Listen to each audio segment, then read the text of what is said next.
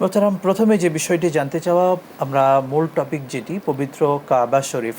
আমরা জানি প্রত্যেক মুমিন, প্রত্যেক মুসলমানের বিশ্বের সে যে প্রান্তেই থাকুক না কেন, আমাদের প্রাণীর একটা অন্যতম জায়গায় রয়েছে পবিত্র কাবা শরীফ। এই পবিত্র কাবা শরীফের মর্যাদা কোরআন হাদিসে কীভাবে এসেছে যদি জানাতেন। নাহমাদুহু ওয়া নুসাল্লি আলা রাসূলিহিল কারীম, আম্মা বা'দ। ফাআউযু বিল্লাহি মিনাশ শাইতানির রাজীম। বিসমিল্লাহির রহমানির রহিম। ইন্না আউওয়ালা বাইতিন উযিআ লিন-নাস লাল্লাযী বিবাক্কাতা মুবারাকান ওয়া হুদাল লিল আলামিন। শ্রদ্ধেয় দর্শক মণ্ডলী,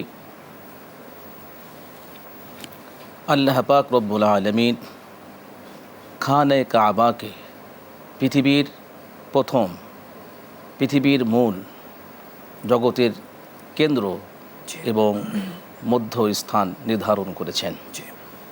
ইমর্মে আল্লাহ পাক রব্বুল আলামিন সূরাতুল আলে ইমরানে ৯৬ নম্বর আয়াতে আল্লাহ পাক ইরশাদ করেন, ইন্না আউওয়ালা বাইতিন উযিআ লিন-নাস লাল্লাযী বিবাক্কাতা মুবারাকান ওয়া হুদাল লিল আলামিন। নিশ্চয়ই এ জগতের সর্বপ্রথম ঘর হলো খানায়ে কাবা, যা মানুষের ইবাদতের জন্য নির্ধারণ হয়েছে। যে ঘরটি মক্কায় অবস্থিত, জগৎবাসীর জন্য হিদায়াত ও বরকতময়। আল্লাহ পাক রব্বুল আলামিন যখন এই পৃথিবীকে সৃষ্টি করার ইচ্ছা করলেন, তখন তিনি সর্বপ্রথম খানায়ে কাবাকে নির্মাণ করেছেন।